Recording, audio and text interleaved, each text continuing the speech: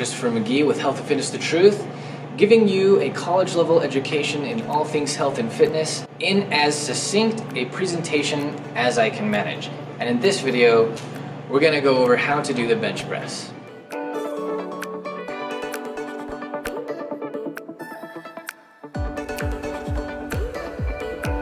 Prime movers here are your pec muscles, your anterior deltoids, and your triceps. Sometimes the bench press is thought of as just a chest exercise, and while it's true, the deltoids, especially the anterior deltoids, and your triceps are also absolutely necessary. Which means that if you are doing the bench press and not feeling it in your chest, doesn't mean you're doing it wrong. All that means is that in the kinetic chain of muscles that constitute the prime movers for this exercise, one of those muscles is relatively weak compared to the others in that kinetic chain. So if my pecs are strong in that kinetic chain and my triceps are strong in that kinetic chain, the place I will feel this most is going to be that anterior deltoid, my shoulders. If you're feeling the bench press in your calf muscles, you're doing something wrong. Alright, first let's look at pec major. So here's Ozai. Pec major, specifically from the medial or closer to the inside half of the clavicle, that's where we have a broad insertion point for the pec major. And then all along the inside of the sternal region here. So here's your sternum, right? And along the edge along here. And also, so not just attached to the sternum, but also attached to the top 6-ish ribs, okay? So you've got a muscle that originates along all this area, and it pulls all the way across, and it inserts on the upper arm or the humerus in kind of a broad lined ligament from the lateral or outside edge of this bicipital groove. Okay, your biceps tendon runs right through this groove on the outside edge of it, right along in here. That's what you're looking at. So it's coming from here, your pec, it's coming from all along here, it's inserting here, and it comes down quite a ways, quite a bit further than we might think. So if you think about a muscle that's connected here, okay, all along here, what's gonna happen if that muscle shortens? Then this bone, which moves, is gonna get pulled closer to the sternum. So that's what you see in a bench press, right? You see this arm start wide out here, okay? You see it get pressed forward this way. Okay, so what else is necessary for that?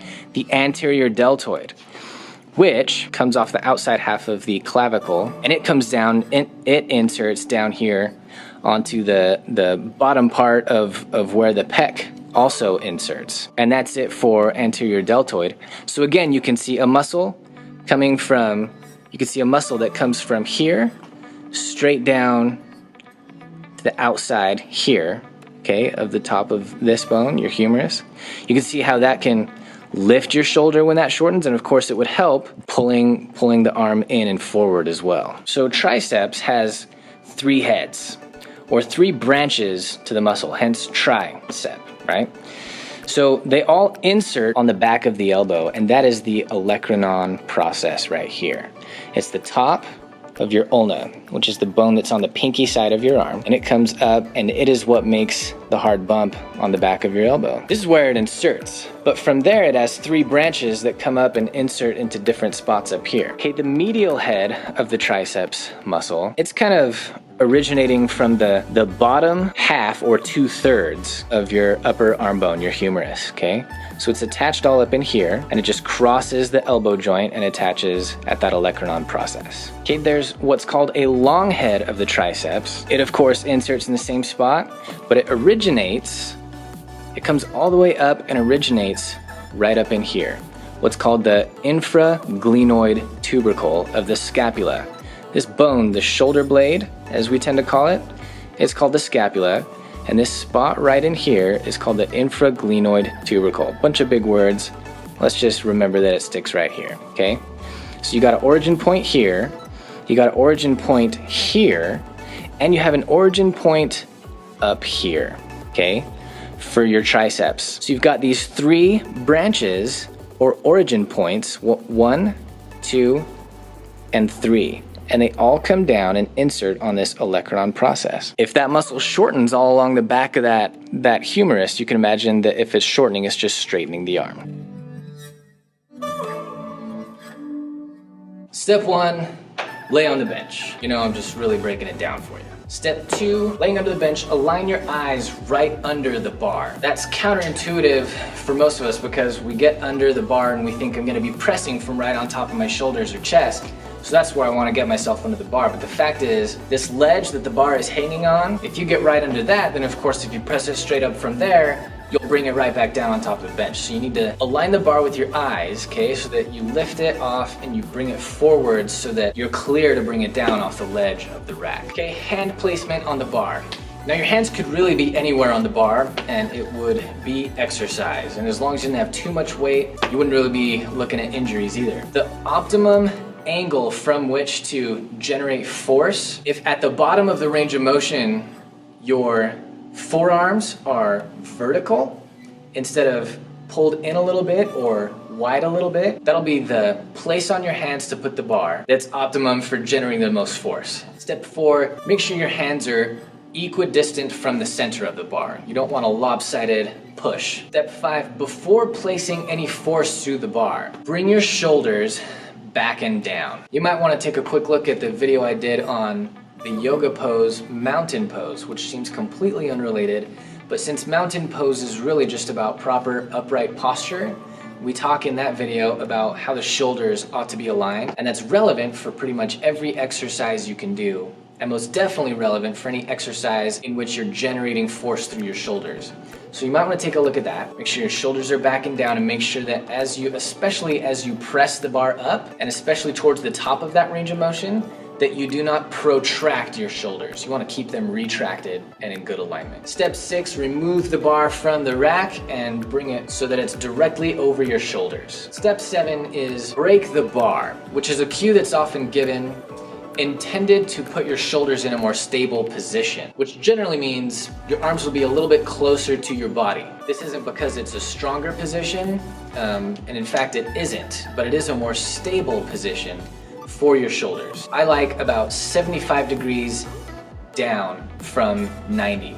So if your torso into your upper arm is 90 degrees, that angle right there, if you bring your arms down, breaking the bar, right, you're trying to do this. And if you just go for that feeling, of course the bar is not gonna break, it's not gonna bend, it's not gonna go anywhere, but as you do that, you rotate your shoulders a bit to bring them closer to your body as you bring the bar down over your chest. Step 8 is bring the bar down from directly over your shoulders to about your mid-chest. And what this means is the bar will not travel down in a straight line. If it did come down in a straight line from directly over your shoulders, you would maintain that 90-degree angle from your torso into your upper arm through your shoulder there. And that just increases risk for impinging your shoulders quite a lot. And aside from impinging your shoulders, whether your shoulders get impinged or not, it's just a less stable position of the shoulder. And doing movement, driving force through your shoulders at that angle will just teach your brain that when you are driving force through your shoulders, you take it at that angle. And that being a less stable angle for the shoulder just increases risk of injury for the shoulder in the future. Okay, step 9, how far to bring the bar down. This gets argued about a lot. Here's what I'm gonna say. Not everybody's the same, okay? If you're in a powerlifting competition, you have to bring the bar down to your chest. It has to touch your chest. Not everybody's shoulders are made to go through that range of motion with that much force being applied through the shoulder. So a lot of people find, especially people who've been lifting for a long time, not that they're more experienced and thus this is more correct, but often when they've been lifting for a long time and just the amount of time and repetitive use of that kind of range of motion with that kind of force, they find that bringing the bar all the way down to their chest causes some discomfort and possibly injury in the shoulders. You want to be on the conservative side of totally safe with your shoulders. Just bring the bar down to a point where your arms are even with or maybe just a little bit deep to your torso. Now some people think that, you know, if you nail that cue of breaking the bar down and you're not flaring your shoulders wide for a 90-degree angle, that eliminates the need for having to be that conservative with how deep you bring the bar down. But a lot of people have found otherwise. That generally means 1 to 3 inches away from your chest, but depends on, you know, how deep of a chest you have, how skinny you are, how long your arms are. Everybody's not the same. If you can bring it down, touch your chest, and have no problems in the shoulders, have at it, man, all day. Just make sure you got good form, the right angle, you're not flaring your shoulders out wide, your elbows out wide. Step 11, I'm gonna call why I don't like arcing your back. So, if you're laying down on a bench, and you're carrying a bunch of weight above your shoulders, set up for a bench press, right? And then driving force through your shoulders, none of that weight is traveling down your spine, which is why anyone would think that it's okay to arc your back.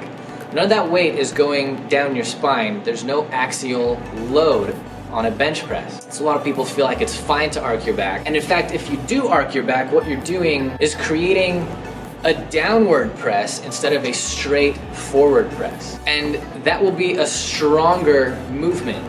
There's just more muscle lining the bottom part of the pec major than there is the top part. The angle of pull is better, or the angle of push, I should say, for the muscles involved. And so arcing the back is absolutely a stronger movement. If you arc your back, you'll be able to press more weight.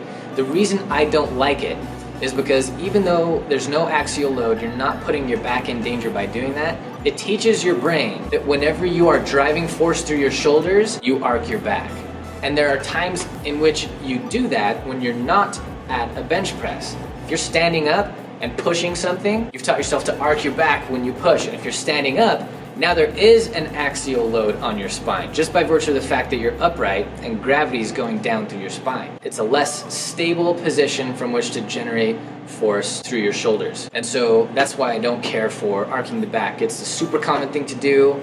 It's the thing to do in a powerlifting competition because you'll be able to push more weight that way. I don't like it for the reasons I've described. Okay, step 12 is press the bar from the place you brought it down to over your mid-chest, straight back up so that it's racked on top of your shoulders, straight above your shoulders, elbows locked, okay, shoulders not protracted, still pulled back and down. And the last step is just take that weight back and rack it when ready.